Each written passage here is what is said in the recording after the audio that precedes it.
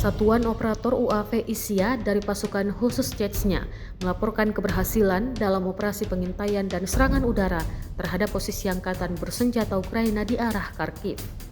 Dalam misi pengintaian intensif dari udara, para prajurit Chechnya memeriksa secara cermat setiap kotak mencurigakan, gundukan tanah hingga cekungan yang berpotensi menjadi tempat persembunyian personel Ukraina, titik tembak tersembunyi, atau gudang amunisi dan persenjataan.